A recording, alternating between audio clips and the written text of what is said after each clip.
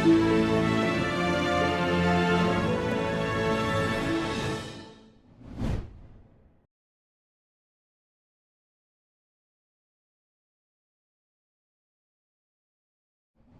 Day students. ટર્મિનોલોજીના આજના સેશનમાં, પરિભાષાઓની આજના સેશનમાં આપણે બે શબ્દો વચ્ચેનો અર્થ જોઈશું.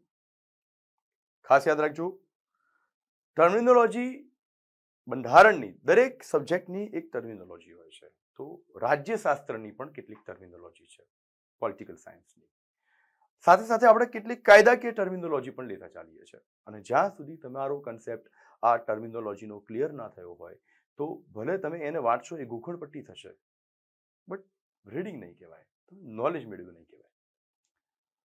ઓલરેડી વિદ્યાર્થીઓની ડિમાન્ડ હતી કે શોર્ટની અંદર એક આજે સાહેબ પરીક્ષામાં પ્રશ્ન પૂછાય છે કે ભારત નીચેનામાંથી કયા પ્રકારની બંધારણીય પ્રણાલિકા ધરાવે છે અથવા કયા પ્રકારની રાજકીય સિસ્ટમ, પોલિટિકલ સિસ્ટમ ધરાવે છે.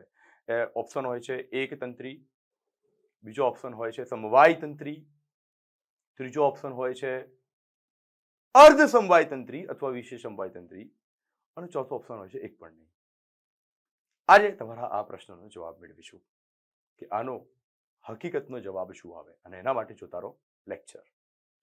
તો આજે છે difference between unitary and federal system. Unitary એટલે કે એકતંત્રી. એકતંત્રી નામ જ એનું ઘણું કહી દે છે. એકતંત્રી, એક જ વ્યક્તિનું તંત્ર, એક જ સંસ્થાનું તંત્ર. જ્યારે ફેડરલ સિસ્ટમ એટલે એને સંઘીય, સમવાયતંત્રી, સંઘાત્મક વ્યવસ્થા વગેરે શબ્દોથી પણ જાણવામાં આવે છે. ફેડરલ જોઈએ આ બંને વ્યવસ્થા છે શું. સામાન્ય રીતે કોઈ પણ દેશ આ બંનેમાંથી કઈ વ્યવસ્થા સ્વીકારશે એનો આધાર એ દેશના ભૂગોળ ઉપર રહેલો છે. ખાસ યાદ રાખજો, એ દેશના ભૂગોળ ઉપર રહેલો છે.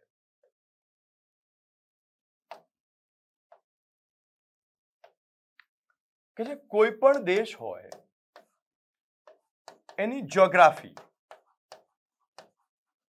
એમાં પહેલી જ વાત લઈએ એનો વિસ્તાર. કે છે જો દેશનો વિસ્તાર નાનો છે તો નોર્મલી એ યુનિટરી સિસ્ટમ સ્વીકારી લે છે.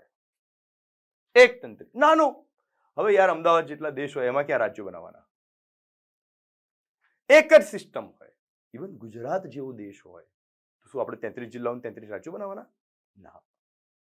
કે છે નાના દેશ હોય ભૂગોળમાં, જમીન વિસ્તાર પ્રમાણેમાં, તો મોટા ભાગે આવા દેશો અલગથી રાજ્ય નામની સંસ્થા ઊભી નથી કરતા. ઊભી કરે છે તો એક એકમ, એક એડમિનિસ્ટ્રેટિવ યુનિટ તરીકે ઊભી કરે છે. એમને ખાસ અધિકારો આપતા નથી. બધા જ અધિકારો કેન્દ્ર જોડે એક જ જગ્યાએ કેન્દ્રિત હોય છે. એને આપણે યુનિટરી સિસ્ટમ કહીશું. પણ જ્યારે કોઈ દેશનો જમીન વિસ્તાર મોટો છે, એટલું જ નહીં, સાથે સાથે એમાં કલ્ચરલ ડાયવર્સિટી વધારે છે. બરાબર છે, કલ્ચરલ ડાયવર્સિટી પણ ભાગ ભજવે છે.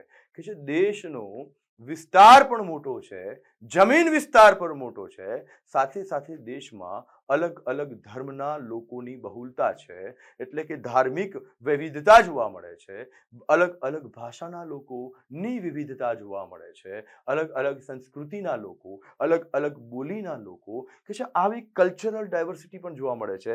દેશ પણ મોટો છે, તો મોટા ભાગે આવા દેશ જે છે એ ફેડરલ સિસ્ટમને પસંદ કરે છે.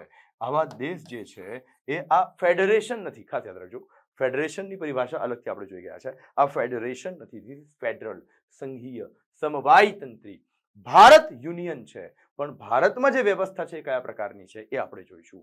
બરાબર. તો આ એક સામાન્ય પરિચય મેં તમને આપ્યો કે રિયાલિટી શું હોય છે. તો હવે આપણે આ ફેડરલ સિસ્ટમ કોને કહેવાય અને યુનિટરી સિસ્ટમ કોને કહેવાય એના ડિફરન્સ તરફ આગળ વધીએ. કે છે સામાન્ય રીતે હું તમને ભાઈ આ એટલો મોટો તફાવત છે કે જો આ તફાવત ઉપર હું લેક્ચર લેવા જાઉં તો મિનિમમ 1.5 કલાકથી 2 કલાકનો લેક્ચર થશે. તમે મારા લેક્ચરોથી પરિચિત છો. 1.5 થી 2 કલાક સુધી હું લાઈવ લેક્ચર લઈ શકું છું.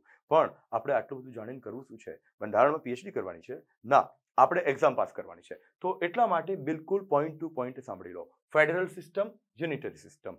Federal system in the sense સમવાયતંત્રી વ્યવસ્થા, unitary system in the sense એકતંત્રી વ્યવસ્થા.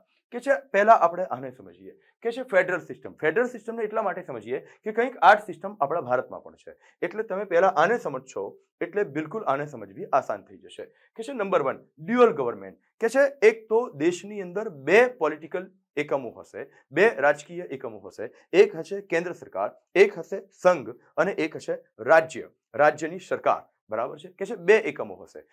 સંઘની સરકાર જે આખા દેશની સરકાર હશે એ અલગ હશે, એનું ઇલેક્શન અલગથી આવતું હશે, એની સંસદ એની ધારાસભા અલગ હશે. અને રાજ્યમાં જે સરકાર બેસશે એનું ઇલેક્શન અલગથી આવશે અને એની ધારાસભા અલગ હશે. તો આને કહેવાય ડ્યુઅલ ગવર્નમેન્ટ. તો શું ભારતમાં આવું છે? તમે કહેશો હા છે સાહેબ, યસ. તો this is called federal system. તો એટલે મેં પહેલા આને સમજાવી, કેમ કે આ આપણા ભારતમાં છે, તમે આરામથી સમજી જશો.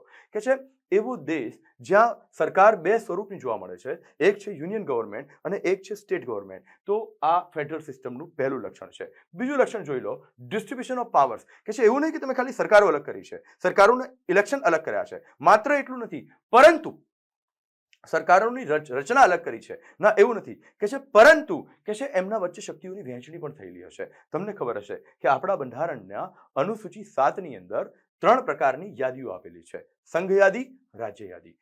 સંઘ યાદીની અંદર એ જ વિષયો આપવામાં આવ્યા છે કે જે વિષયો ઉપર માત્ર અને માત્ર સંઘ સરકાર in the sense union government, જેને આપણે સાદી ભાષામાં કેન્દ્ર સરકાર પણ કહીએ છીએ, માત્ર ને માત્ર એ જ કાયદો બનાવી શકે છે. જ્યારે રાજ્ય યાદીમાં પણ વિષયો આપવામાં આવે છે. શોર્ટકટમાં વિષયોની વહેંચણી કરેલી છે, ડિસ્ટ્રીબ્યુશન કરેલું છે. આ વિષયો કેન્દ્રના, આ વિષયો રાજ્યના. કે છે રાજ્ય યાદીમાં જે વિષયો આપવામાં આવ્યા છે એના ઉપર માત્ર ને માત્ર રાજ્ય સરકાર જ કાયદો બનાવશે. કેન્દ્ર સરકારની કોઈ દખલગીરી એ વિષયોમાં રહેશે નહીં. રાજ્યની ધારાસભા જ એના ઉપર કાયદો બનાવવા માટે અંતિમ સત્તા રહેશે. તો ડિસ્ટ્રીબ્યુશન ઓફ પાવર્સ જે ઓલરેડી ભારતમાં પણ જોવા મળે છે. Number 3, the constitution is rigid and codified. કે છે બંધારણ જે છે એ કોડિફાઈડ હશે. કોડિફાઈડ બંધારણ કોને કહેવાય? બરાબર, સંહિતાબદ્ધ કોને કહેવાય? કે છે બંધારણને લખીને એને પુસ્તક ફોર્મેટમાં લખવું. પુસ્તક, જેમ કે આપણા બંધારણ, આપણું જે બંધારણ છે એક પુસ્તક ફોર્મેટમાં છે. એના ભાગ છે, બરાબર, એની અંદર અનુચ્છેદ છે. કે છે એને સંહિતાબદ્ધ કરવું, એને એક પુસ્તકની જેમ તૈયાર કરવું, વ્યવસ્થિત બેસીને બંધારણ સભાએ તૈયાર કર્યું છે. That's called codified. બરાબર. અને કોન્સ્ટિટ્યુશન રિજિડ છે, ઝડપથી એમાં ચેન્જીસ નથી થઈ શકતા. બરાબર, રિજિડ છે એમાં. અને એમાં આને કહેવાય છે સુપ્રીમેસી ઓફ કોન્સ્ટિટ્યુશન. એવું નથી કે ગમે તે રાજ્ય આવીને વિધાનસભા ઠરાવ કરી દેશે બંધારણ ચેન્જ કરો આમાંથી. ના, એવું નહીં થાય. કે સંસદ પણ આરામથી બદલી નહીં શકે. બરાબર, રિજિડ છે અને લખેલું હશે, લિખિત હશે, કોડિફાઈડ હશે. અને અહીંયા બંધારણની સર્વોચ્ચતા દર્શાવે છે. કે છે છેલ્લે કદાચ ઇન ફ્યુચર કોઈ વિવાદ થાય છે કે ભાઈ કેન્દ્ર કહેશે કે આ વસ્તુમાં અમે સર્વોચ્ચ છીએ, રાજ્ય કહેશે ના ના આ તો અમારો પાવર છે, તો એમાં ભારતનું બંધારણ, ભારતની અંદર કે કોઈ પણ દેશની અંદર એ દેશનું બંધારણ જે કહેશે એ સર્વોચ્ચ હશે.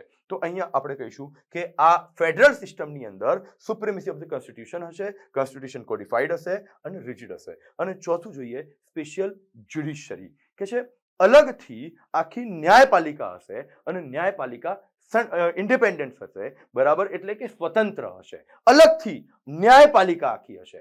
ન્યાયપાલિકાનો સંસદ જોડે કે કારોબારી જોડે, એટલે કે ધારાસભા અને કારોબારી જોડે ડાયરેક્ટલી કોઈ રિલેશન નહીં હોય. ઇવન આ બે જણા એના કામોની અંદર દખલઅંદાજી પણ કરતા દેખાશે નહીં. ઇન્ડિપેન્ડન્સ જ્યુડિશરી હશે, એવી સ્પેશિયલ જ્યુડિશરી હશે. બરાબર. તો આ છે ફેડરલ સિસ્ટમ. તમે ધ્યાનથી જોશો તો તમને આ ભારતની અંદર દેખાશે. શું ભારતમાં ડ્યુઅલ ગવર્નમેન્ટ છે? હા હા સાહેબ, ભારતમાં ડ્યુઅલ ગવર્નમેન્ટ છે. કેન્દ્ર સરકાર અલગ છે, રાજ્ય સરકાર અલગ છે. એવું ક્યાંય નથી કે માત્ર એક જ વાર ચૂંટણી થાય છે અને એ ચૂંટણીથી આપણે કેન્દ્ર સરકારને રચી કાઢીએ છીએ અને પછી એ જ કેન્દ્ર સરકાર બધા રાજ્યોમાં પોતાની સરકાર બેસાડે છે. આપણે એવું નથી. કેન્દ્રમાં ભારતીય જનતા પાર્ટીની સરકાર છે તો રાજ્યોમાં બીજી કોઈ પાર્ટીની અલગ ચૂંટણીમાં સરકાર બની શકે છે. જસ્ટ લાઈક રાજસ્થાનમાં કોંગ્રેસની સરકાર છે તો ડ્યુઅલ ગવર્નમેન્ટ છે. અચ્છા, કેન્દ્ર રાજ્ય વચ્ચે ડિસ્ટ્રીબ્યુશન ઓફ પાવર્સ આપણે જોઈ ગયા. અનુસૂચિ 7માં સંઘ યાદી અને રાજ્ય યાદી. અને આપણા બંધારણ, આપણા અહીંયા બંધારણ પણ જે કોડિફાઈડ છે, લિખિત છે, રિજિડ છે કે નહીં એના ઉપર આગળ ચર્ચા કરું છું. અને સ્પેશિયલ જ્યુડિશરી પણ છે. તો આ બધા લક્ષણો ફેડરલ સિસ્ટમના છે જે તમને ભારતમાં પણ દેખાઈ આવે છે. બટ આપણે આગળ જઈએ. Unitary system. હવે તમે યુનિટરી સિસ્ટમ સમજશો, આરામથી સમજી જશો. યુનિટરી સિસ્ટમ કે છે આનાથી બિલકુલ ઉલટું છે. અહીંયા ડ્યુઅલ ગવર્નમેન્ટ હતી, કેન્દ્ર અને રાજ્યની ગવર્નમેન્ટ હતી. અહીંયા કે છે સિંગલ ગવર્નમેન્ટ છે, ઓનલી વન લેવલ ગવર્નમેન્ટ. શક્ય છે કે રાજ્ય નામનું એકમ બનાવ્યું હોય પણ ત્યાં સરકાર નહીં હોય, ત્યાં માત્ર ડાયરેક્ટ એડમિનિસ્ટ્રેટિવ યુનિટ તરીકે એને બનાવ્યું હશે, બરાબર. કે છે એક જ વાર ઇલેક્શન થશે, ઇલેક્શન થયા પછી જે સરકાર બનશે એ જ સરકાર અલગ અલગ યુનિટ્સની અંદર પોતાની રીતે શાસન કરશે, બરાબર. એટલે કે ઓનલી વન લેવલ ગવર્મેન્ટ. અહીંયા સ્ટેટ ગવર્મેન્ટને કોઈ અલગથી રચના માટે સ્વતંત્રતા હોતી નથી. સેન્ટ્રલ નેશનલ ગવર્મેન્ટ જેને કહેવામાં આવે છે, એક જ સરકાર. આગળ જઈએ. અહીંયા શું હતું ભાઈ? ડિસ્ટ્રીબ્યુશન. હવે અહીંયા બે સરકારો હતી એટલે ડિસ્ટ્રીબ્યુશનનું પાવર છે. અહીંયા બે સરકારો જ નથી. Why? What is the reason? શું કામ કે છે ડિસ્ટ્રીબ્યુશન? કોઈ ડિસ્ટ્રીબ્યુશન નથી. કેન્દ્ર સરકાર બધા વિષયોની માલિક છે. કોન્સન્ટ્રેશન ઓફ પાવર, કેન્દ્રીકરણ જોવા મળે છે અહીંયા સત્તાનું. The constitution is flexible and uncodified. કે છે અહીંયા મોટા ભાગે પહેલા તો બંધારણ લિખિત હશે જ નહીં, અલિખિત હશે. અહીંયા અલિખિતથી અર્થ મૌખિક નથી લેવાનું, અલિખિતથી અર્થ અહીંયા લેવાનું છે અનકોડિફાઈડ. અનકોડિફાઈડ એટલે અસંહિતાબદ્ધ. અસંહિતાબદ્ધ એટલે કે પુસ્તક તરીકે ભેગું કરેલું ન હોય. જસ્ટ લાઈક બ્રિટનનું બંધારણ. બ્રિટનનું બંધારણ આપણે અનકોડિફાઈડ કહી શકીએ. જેમ કે ઘણીવાર આપણે એવું કહીએ છીએ કે બ્રિટનનું બંધારણ અલિખિત છે. અલિખિત શબ્દ વાપરીએ એટલે કે મૌખિક છે, ના મૌખિક નથી. અલિખિતનો અર્થ અહીંયા લેવાનો છે કે બ્રિટનનું બંધારણ કાયદાઓ અલગ અલગ કાયદાઓમાં સંગ્રહાયેલું છે. જેમ આપણે આપણા બંધારણને ભેગું કરીને 395 અનુચ્છેદ સાથે આપણે રચી કાઢ્યો હતો એ રીતે બ્રિટનનું બંધારણ રચાયું નથી, અલગ અલગ કાયદાઓમાં સંગ્રહાયેલું છે. એટલે આપણે એને કહીશું અનકોડિફાઈડ. અને જ્યારે કાયદાઓમાં સંગ્રહાયેલું છે, તમે જાણો છો કે કાયદાને બદલવા માટે સંસદની સાદી બહુમતી જોઈએ. તો બ્રિટનમાં કાયદાઓને ચેન્જ કરી શકાય એટલે બંધારણને પણ ચેન્જ કરી શકાય, કેમ કે ત્યાં કાયદા એ જ બંધારણ છે. અને આ રીતે ધ કોન્સ્ટિટ્યુશન ઇઝ ફ્લેક્સિબલ, આરામથી ચેન્જીસ થઈ શકે છે. આની જેમ રિજિડ નથી અને અનકોડિફાઈડ, અસંહિતાબદ્ધ છે, બરાબર. એટલે આનાથી બિલકુલ વિરુદ્ધ. અહીંયા કોડિફાઈડ હતું અને રિજિડ હતું. નંબર 4, નો સ્પેશિયલ જ્યુડિશરી. કોઈ અલગથી વિશેષ ન્યાયપાલિકા નથી. એટલે કે ન્યાયપાલિકા કદાચ હશે પણ તો એ સંસદની સામે વામણી છે. Can not sit in judgement over the law pass by parliament. કે છે જે સંસદ જે કાયદા પસાર કરે છે ને, બસ એક કાયદાઓની અંદર રમવાનું છે, એક કાયદાઓની અંદર રમવાનું છે, સંસદના કાયદાઓની અંદર.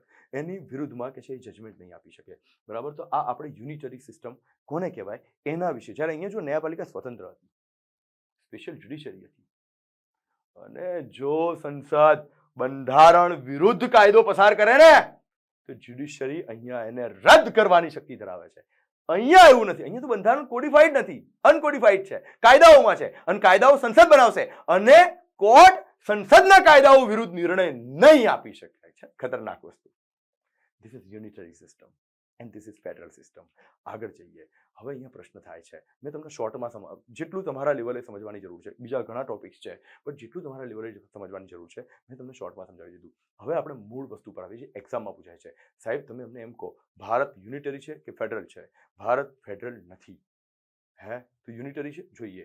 ભારતમાં ક્યાંક બંનેના લક્ષણો જોવા મળે છે.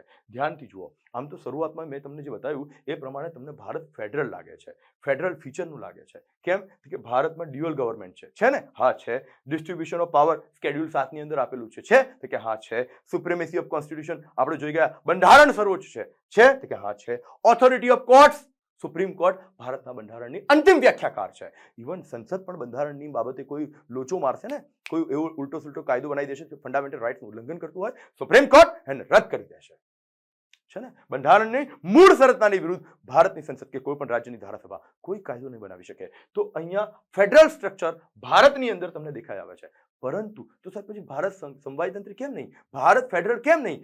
તો જોઈએ એવું શું થાય છે કે ભારત ફેડરલ નથી રહેતું. જે ભારતમાં કે બહુ જગી જવાની જરૂર નથી. ભારતની અંદર યુનિટરી ફીચર્સ પણ છે. ભારતની અંદર એક તંત્રી જે રાજતંત્ર છે એના લક્ષણો પણ છે. એ કયા કયા છે કે જે આર્ટિકલ 3. આર્ટિકલ 3 શું કહે છે કે છે ભારતની જે સંસદ છે, ભારતની જે સંસદ છે એ રાજ્યો, ભારતના રાજ્યો જેમને આપણે અલગ સરકાર આપી છે, જેમને આપણે અલગથી પાવર આપ્યો છે, એમના ટુકડા કરી શકે છે. ઓહો, કોણ કરશે? સંસદ. રાજ્યોનો કોઈ આમાં ખાસ પાવર નથી અને એના માટે સંસદ કરી શકે છે રાષ્ટ્રપતિની પૂર્વ મંજૂરીથી. આ આર્ટિકલ 3 ક્યાંક ને ક્યાંક ભારતની કેન્દ્ર સરકારને વધારે મજબૂત બનાવીને યુનિટરી સિસ્ટમ તરફ લઈ જાય છે. આર્ટિકલ 352, 356, 360 ની કટોકટી. આ 360 નહીં, 360. 360ની કટોકટી, આ 3 પ્રકારની જે કટોકટી છે, આ 3 પ્રકારની કટોકટી એ ભારતના બંધારણને યુનિટરી બનાવે છે. આર્ટિકલ 312 પ્રમાણે અખિલ ભારતીય સેવાઓનું સર્જન, કેમ કે અખિલ ભારતીય સેવાઓમાં આખી એક્ઝામથી લઈને બધી પેટર્ન, બધું સિલેક્શન સુધીની પ્રક્રિયા એ યુપીએસસી કરે છે, જે ભારત સરકારની સંઘ સરકારનું જ, બરાબર છે, એક એમ કહે છે કે સ્વતંત્ર સંસ્થા છે, બરાબર. તો એ કરે છે અને જાય છે એ લોકો આઈએએસ આઈપીએસ રાજ્યોની આધીન કામ કરે છે, જાણે કેન્દ્રના એજન્ટો હોય એ રીતે. તો અખિલ ભારતીય સેવા જે છે એ પણ ભારતની યુનિટરી ફીચર્સ છે. આર્ટિકલ 155 રાજ્યપાલની નિમણૂક, કે છે તમે અલગ રાજ્ય સરકાર બનાવી છે, રાજ્યને તમે પાવર્સ આપ્યા છે, બટ એનું જે બંધારણને વડો છે રાજ્યપાલ, એની નિમણૂક તો ભારતનો રાષ્ટ્રપતિ કરી રહ્યો છે, ઇન ધ સેન્સ ભારતની કેન્દ્ર સરકાર કરી રહી છે ક્યાંક ને ક્યાંક પડદા પાછળથી. તો આર્ટિકલ 155 પણ ભારતની યુનિટરી ફીચર્સમાં આવે છે. એટલું જ નહીં, અનુચ્છેદ 80 ની અંદર રાજ્યસભા, જે ખરેખર તો રાજ્યના પ્રતિનિધિઓની સભા છે, એમાં ભારતના રાષ્ટ્રપતિ દ્વારા, રાષ્ટ્રપતિ કોણ છે? સંઘ સરકારનું બંધારણને વડો છે, આખા દેશનું બંધારણ વડો છે તો સંઘ સરકારને, બરાબર. તો રાષ્ટ્રપતિ અહીંયા 12 સભ્યોને, એમાં જે કલા સાહિત્ય વિજ્ઞાન સેવા ક્ષેત્રે નામના ધરાવતા હોય એમની નિમણૂક કરે છે. આર્ટિકલ 249 શું કે છે? આર્ટિકલ 249 કે છે, આર્ટિકલ 249 એવું કે છે કે ભલે તમે રાજ્ય યાદીના વિષયોને રાજ્ય સરકારને આપી દીધા, પણ રાજ્યસભા ઈચ્છે તો, આર્ટિકલ 249 કે છે રાજ્યસભા કોણ છે? સંઘની ધારાસભામાંનું એક ગૃહ છે, કે છે રાજ્યસભા ઈચ્છે તો હાજર રહીને મત આપનારાની 2/3 બહુમતીથી રાજ્ય યાદીના કોઈ પણ વિષયને સંસદને સોંપી શકે છે કે હે સંસદ, તમે આના ઉપર કાયદો બનાવો, અમે તમને ઓથોરિટી આપીએ છીએ, રાજ્યસભાના પાવર છે. હા, આવો કાયદો 1 વર્ષ સુધી અમલમાં રહેશે, પણ જે હોય તે, બરાબર છે, આ પાવર રાજ્ય યાદીના વિષય ઉપર અહીંયા કેન્દ્રને મળી ગયો છે. આર્ટિકલ 250 પણ કંઈક એ જ રીતે વાત કરી રહ્યું છે કે, અને આર્ટિકલ 252, આર્ટિકલ 250 કટોકટી વખતે પણ રાજ્ય યાદીના વિષય ઉપર કેન્દ્ર હાવી થઈ જાય છે, સંસદ હાવી થઈ જાય છે. 2 કે તેથી વધારે રાજ્યો ભેગા મળીને જો એમની વિધાનસભા ઠરાવ પસાર કરે, બરાબર, કે આ રાજ્ય યાદીનો વિષય છે પણ હે કેન્દ્ર, તમે એના ઉપર કાયદો બનાવો, તો એ જે રાજ્યોએ ઠરાવ પસાર કર્યો છે એમના માટે રાજ્ય કાયદો બનાવશે. આર્ટિકલ 253 આંતરરાષ્ટ્રીય સંધિ, આ બાબતે પણ રાજ્ય યાદીના વિષય ઉપર આરામથી કેન્દ્ર કાયદો બનાવી શકે છે. તો ક્યાંક ને ક્યાંક આ જે અનુચ્છેદો છે એ અનુચ્છેદો પણ ભારતને યુનિટરી બનાવી રહ્યા છે. તો હવે સાહેબ શું કરવાનું? ભારત સમવાયતંત્રી ગણવાનું કે ભારત એકતંત્રી ગણવાનું? તો અહીંયા હું તમારા પ્રશ્નનો જવાબ આપીશ. એકચ્યુઅલીમાં સુપ્રીમ કોર્ટે, Indian constitution is basically federal form, એવું સુપ્રીમ કોર્ટે ગંગારામ મૂલચંદાની વર્સિસ સ્ટેટ ઓફ રાજસ્થાનના 2001ના ચુકાદામાં જણાવ્યું હતું. સુપ્રીમ કોર્ટે જણાવ્યું કે જો ભારતની અંદર કોન્સ્ટિટ્યુશનની સુપ્રીમેસી છે, division of power between the union of states schedule 7માં આપેલું છે, અને એક્ઝિસ્ટન્સ ઓફ ઇન્ડિપેન્ડન્ટ જ્યુડિશરી છે. તો હવે આના ઉપરથી આપણે એવું કહી શકીએ કે ભારતનું બંધારણ ફેડરલ ફોર્મ છે. જો કે સુપ્રીમનો આવું માંડ જવલ્લે 2-3 નિર્ણય જોવા મળશે. એકચ્યુઅલીમાં સુપ્રીમના એના પછીના નિર્ણય પણ જોવા મળશે, અને રાજ્યશાસ્ત્રીઓ પણ જો ભારતને શું કહી રહ્યા છે કે છે India a union of states, રાજ્યોનો બનેલો સંઘ. આ શબ્દ જે છે ને એના ઉપરથી ગ્રેનવિલ ઓસ્ટિન, જે ભારતની બંધારણના ટીકાકાર પણ છે, ટીકાકાર ઇન ધ સેન્સ નેગેટિવ ટીકા નહીં, સમજૂતી પણ કહી શકાય આને, બરાબર છે. એટલું જ નહીં, એ આંતરરાષ્ટ્રીય લેવલના જાણીતા રાજ્યશાસ્ત્રી છે. Granville Austin the Indian constitution cornerstone of a nations પુસ્તકની અંદર ભારતને કોઓપરેટિવ ફેડરલિઝમનું એક્ઝામ્પલ કહે છે.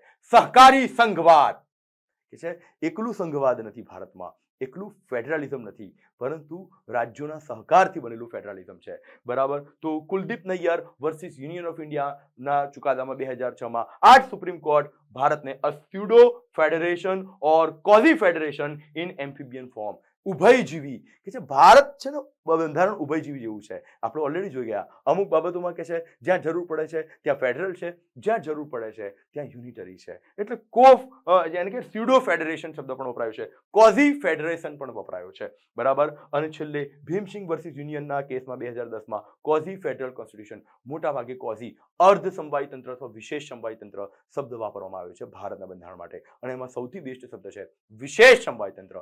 એક્ઝામમાં ક્વેશ્ચન પૂછાય અને જ્યાં સુધી ઓપ્શનમાં વિશેષ સંવાયી તંત્ર આપેલું છે, ફર્સ્ટ પ્રાયોરિટી તમારી એ રહેશે. અને અ મોર યુનિટરી ધેન ફેડરલ, જો અહીંયા કહી દીધું કે છે યુનિટરી સિસ્ટમ ક્યાંક ને ક્યાંક વધારે છે ફેડરલ કરતા. 1977ની અંદર ચીફ જસ્ટિસ બેગે વાપરેલા શબ્દો છે state of Rajasthan versus union of ઇન્ડિયાના કેસમાં. આના ઉપરથી આપણે તાત્પર્ય એ કાઢી શકીએ કે છેલ્લે આના ઉપરથી તાત્પર્ય એ કાઢી શકાય કે સાહેબ ભારતની બંધારણ પ્રણાલિકા, ભારતની પોલિટિકલ સિસ્ટમ એ ફેડરલ છે કે યુનિટરી છે? તો સ્પષ્ટ કહી દઉં, ન એ યુનિટરી છે ન એ ફેડરલ છે, પણ મને આ શબ્દ બહુ ગમશે, ચીફ જસ્ટિસ બેગનો, એઝ મોર યુનિટરી ધેન ફેડરલ. હા, તો સાહેબ અમારે પરીક્ષામાં શું લખવું? પરીક્ષામાં જો આ શબ્દ આપેલું છે એઝ મોર યુનિટરી ધેન ફેડરલ, બિંદાસ લખી દો. પણ સાહેબ સિસ્ટમ આપેલી હોય છે કે એકતંત્રી છે, અર્ધ સમવાયતંત્રી છે, વિશેષ સમવાયતંત્રી છે કે સમવાયતંત્રી છે. તો વિશેષ સમવાયતંત્ર તમારો જવાબ હોવો જોઈએ. બરાબર છે? એ ક્વોઝી ફેડરલ વિશેષ સમવાયતંત્ર બરાબર તમારો જવાબ હોવો જોઈએ. ભારતનું બંધારણ, કેમ કે અર્ધ સમવાયતંત્ર તો નથી જ, અર્ધ એટલે અડધું કહેવાય, ના ના ના, અડધું નથી. જ્યાં જરૂર પડે છે ત્યાં આપણે એકતંત્રી થઈએ છીએ, જ્યાં જરૂર પડે છે ત્યાં આપણે ફેડરલ થઈએ છીએ, અને એટલા માટે ભારતનું બંધારણ વિશેષ સમવાયતંત્રી પ્રણાલિકા ધરાવે છે. તમને આ લેક્ચર ગમ્યો હશે. જય હિન્દ.